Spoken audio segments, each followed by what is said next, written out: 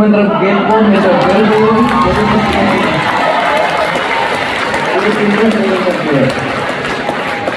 உங்கள் அத்தனை பேருக்கும் என்னுடைய அன்பான வணக்கமும் பொங்கல் புத்தாண்டு நல்வாழ்த்துக்களும்.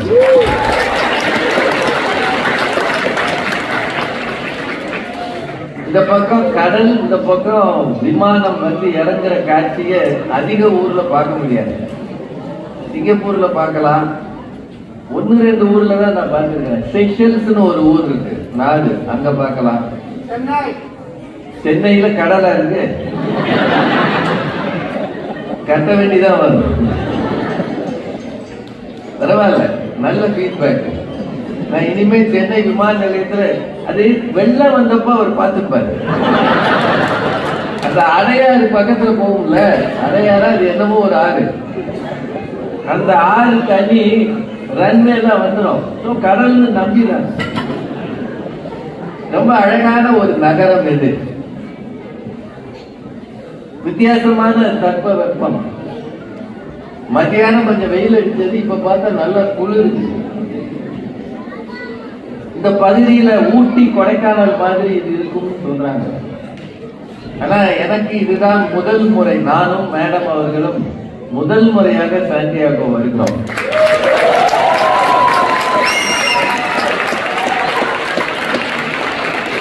அழகு கொஞ்சுகிற நகரம்னு சொல்லியிருந்தாங்க. அதை விட அன்பு மிகுந்த தமிழ் மக்கள் அதிகம் இருக்கிற ஊர்.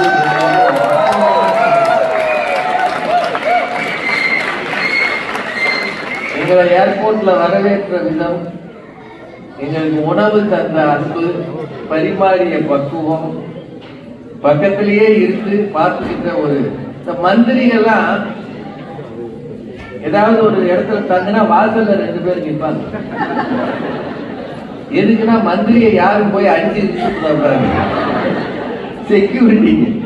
ஆனா எங்களுக்கு அந்த அனுபவம் இன்னைக்கு கிடைச்சது. வாசல்ல 2-3 பேர் நிக்கிறாங்க எந்நேரமும். அந்த மாதிரி பிரியன் காட்டுவது வெளிநாட்டுல ரொம்ப கஷ்டம். நாங்க பல இடத்துல அதை பார்த்தது இல்லை. முதல் முறையாக சாண்டியாகோ அந்த அனுபவத்தை எங்களுக்கு தந்திருக்கோம்.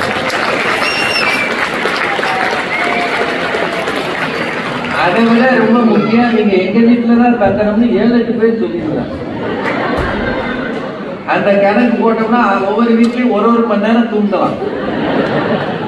ஏற்கனவே ஒரு நாளைக்கு நாங்க 1 மணி நேரம் தான் தூங்குறோம். அதுக்கு பேர் ஜெட் லாக்ன்றாங்க. அது என்ன பண்ணுதுன்னா ராத்திரி தூக்கம் வரமாட்டேங்குது. பட்டிமன்றம் கிளம்பும் போது அப்படி வந்து அமுக்குது.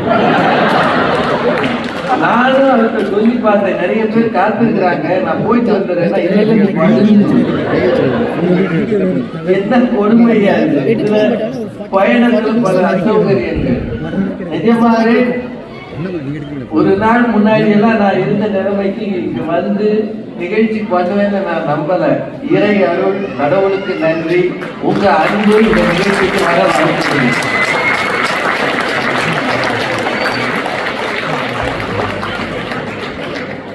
இந்த நேரத்துல உங்க ஈடுபாடும் ஆர்வமும் எங்களுக்கு ரொம்ப பெருமையாக இருக்கு.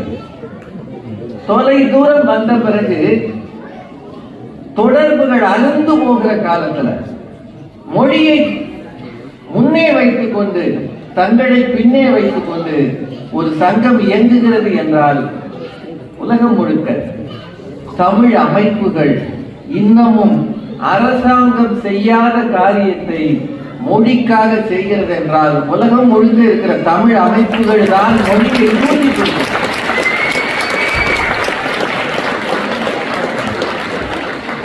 மொழிக்கு இவ்வளவு முக்கியத்துவம். பலூன் வெட்டிதா பட்டாசா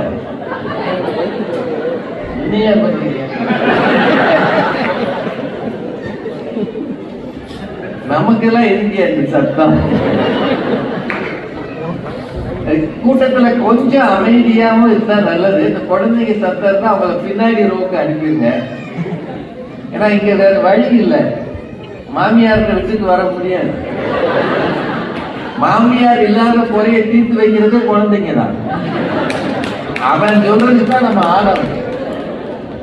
அவன் கிளம்புனா கிளம்பிடணும், இருந்தா இருக்கணும், குதினா குதிக்கணும், கதை சொல்லுனா சொல்லணும், பேசாம இருந்தா பேசாம இருக்கணும். போன் பேசாதன்னா பேச முடியாது, என் கூட பேசு, போன்ல பேசாதன்னு பிள்ளைங்க ஆர்டர் பண்ணுது. அந்த மாதிரி இருக்கிற நேரம் பிள்ளைகளை கூட்டிட்டு தான் வரணும். அவன் நம்மளை பரிதாபமா பார்ப்பான். வேட்டியை கட்டி ஒரு ஆள் உட்கார்ந்துருக்கான், இதுக்கு ஒரு 500 பேர் சேர்ந்துருக்கீங்க, பார்க்கிற மாதிரி இது இல்லை. ஏற்கனவே நான் அப்படி இல்லை, 3 நாள் சாப்பிடாம இருந்தா எப்படி இருக்கும் நிலைமை. அதனால இந்த நெருக்கடிக்குள்ள குழந்தைகளை கொஞ்சம் சமாளித்து வைங்க. எங்களுக்கு ஒரு வரவேற்பு சொன்னாங்க ஒரு மேடம், பாரதி மேடத்தை பற்றி என்னையும் அறிமுக உரையா எங்க இருக்காங்க சார். நான் 9000 பட்டிமன்றம் பேசியிருக்கேன். நான் நம்புகிறேன். நீங்க சமீபத்துல ஒருத்தங்க பேட்டி கொடுத்தத பார்த்தேன் பத்திரிகையில, 1 லட்சம் நிகழ்ச்சி பண்ணியிருக்கோம்னு சொன்னாங்க. பத்திரிகையில வந்திருக்கு, ஒரு பேச்சாளர் தான் 1 லட்சம். அவங்க எனக்கு ஆச்சரியமா இருந்தது. நான் கால்குலேட்டர் வச்சு வகுத்து பார்த்தேன். எனக்கு 217 வருஷம் இருந்தாதான் 1 லட்சம்.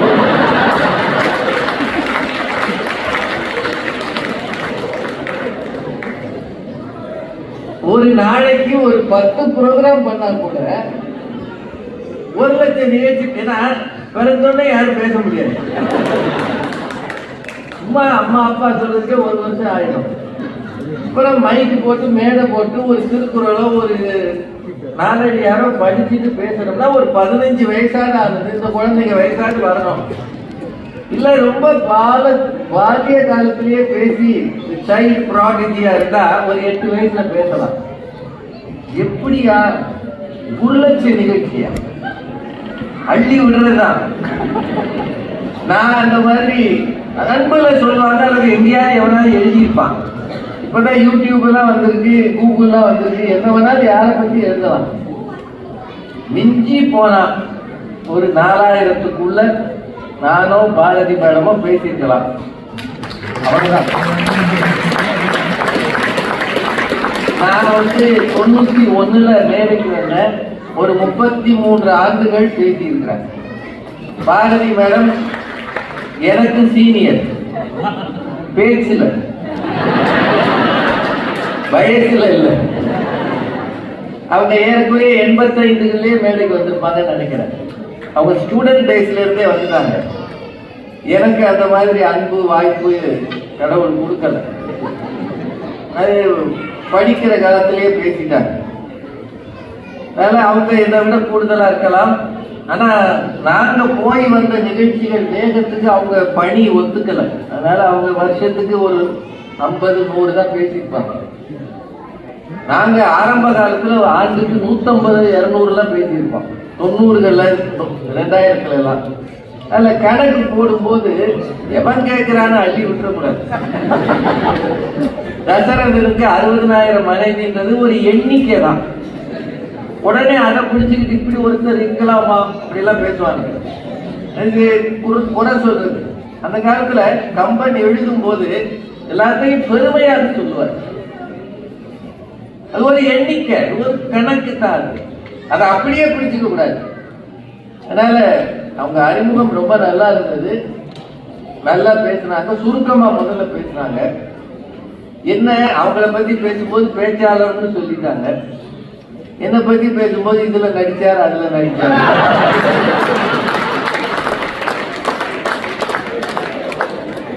நம்ம நேரம் அப்படி. இவர் இங்க படிச்சாரு அங்க பேசினார்னு சொன்னா பரவாயில்ல. இவர் பசுபதியோட நடிச்சார். விஜய் சேதுபதி பொண்ணு கொடுக்க மாட்டேன்றாரு. ஆமா, விஜய் சேதுபதி ஏன் கேட்டான பொண்ணு கட்டுறாரு. அவரே குப்பை தொட்டிய காரணம் தேடிட்டு இருக்கிறாரு.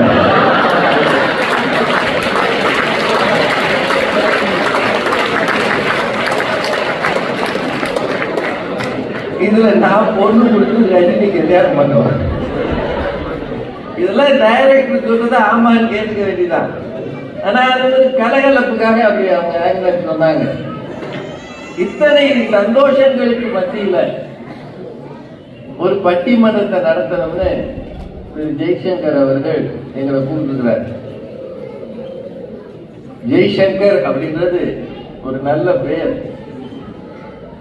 தமிழ் சினிமாவில் ஒரு காலத்துல வாரத்துக்கு ஒரு படம் வெளியிட்ட ஒரு நடிகர் உண்டால் அவர் ஜெய்சங்கர் தான்.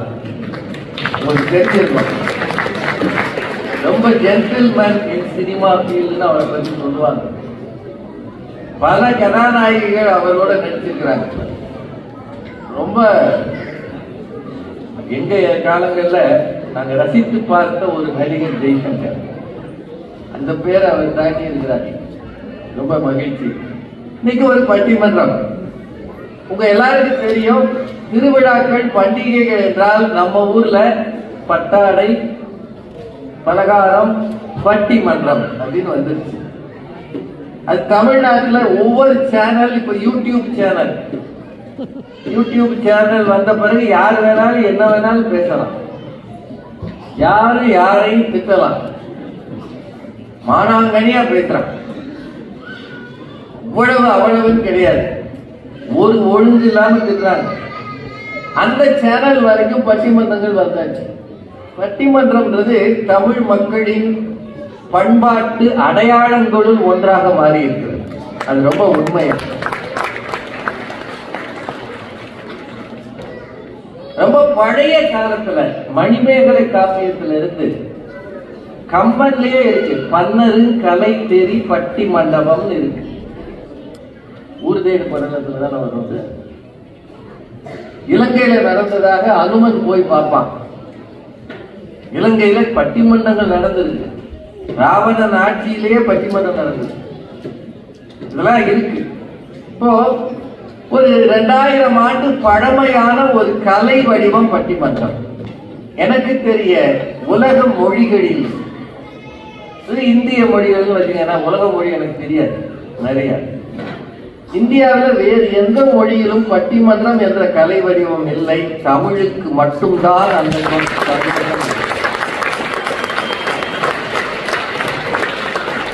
அதுக்கு காரணம் நீங்க தான் மக்கள். எந்த ஊர்ல எந்த கலை திருவிழா நடந்தாலும் ஒரு பட்டிமன்றம் வச்சுதான்.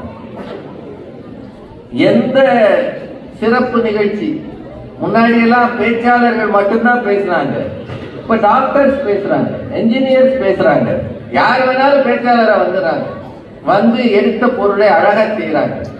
இந்த மாதிரி ஒரு கலை வடிவத்தை தொடர்ந்து உலகம் முழுக்க எடுத்துட்டு போறாங்க. நிறைய பேச்சாளர்கள் தமிழ்நாட்டில் இருக்கிறாங்க, மிகச்சிறந்த பேச்சாளர்கள், நடுவர்கள்.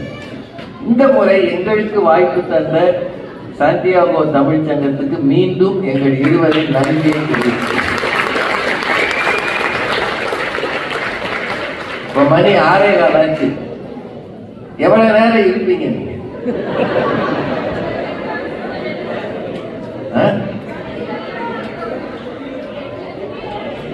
நாளைக்கு லீவா? அந்த காலத்துல வள்ளி திருமணம் நடக்கும் கிராமத்துல. யாராவது கிராமத்தாரு இருந்தீங்கன்னா சொல்லுங்க. ஏன்னா எங்களை கூப்பிட சிலர் தான் வந்தாங்க. கோயம்புத்தூர்ல இருந்து ஒரு மேடம்,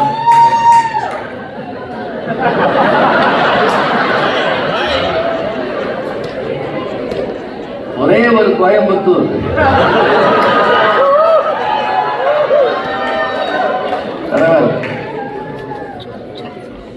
ஒரு காலத்துல சாண்டியாகோ மாதிரி குழுமையா இருந்த கோயம்புத்தூர் இப்ப சென்னை மாதிரி வெம்மையா இருக்கு. அதை விட அந்த ஊர்ல இருக்கிற போக்குவரத்து நெரிசல் இருக்கு. மேல பாலம் கட்டுறேன்னு சொல்லி 10 வருஷமா கட்டிட்டு இருக்காங்க.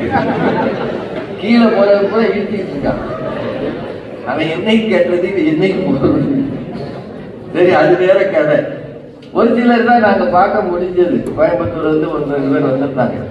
கிராமங்கள்ல வாழ்ந்தீங்கன்னா இன்னைக்கும் வள்ளி திருமணம் நடக்கும். வள்ளி திருமணத்துல வள்ளி மாலைய வாங்கணும். வாங்கலைன்னா அந்த நிகழ்ச்சி நிறைவு பெறாது. முருகனுக்கும் வள்ளிக்கும் ஆர்கியூமெண்ட் நடக்கும். உண்மையில சொல்ல போனா பட்டிமன்றத்தை பல்வேறு பாணியில பார்க்கலாம். வள்ளி திருமண நாடகத்துல வேலன் வேலன் விருத்தன் இருக்கும். இந்த இது தவிர நாரதர் வேற வருவார். இது எல்லாம் ஆர்குமெண்ட் நடக்கும். நல்ல தமிழ்ல பேசுவாங்க, கொஞ்சம் கொச்சையாவும் பேசுவாங்க.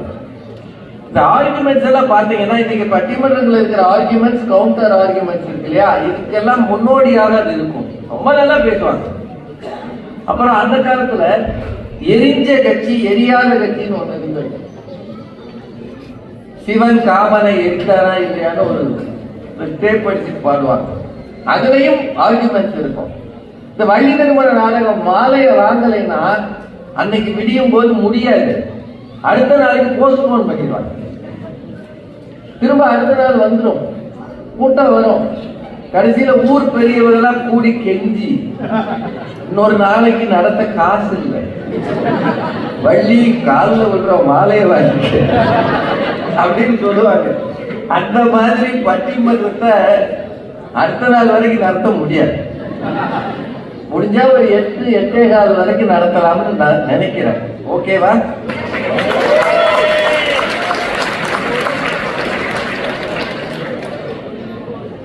இதெல்லாம் முன்னாடியே சொல்லிடு. ஏன்னா நிறைய எக்ஸிட் இருக்கு. எனக்கு நிச்சயமா தெரியும், பாரதி மேடம் பேசுற வரைக்கும் யாரும் போக மாட்டேங்கன்னு தெரியும்.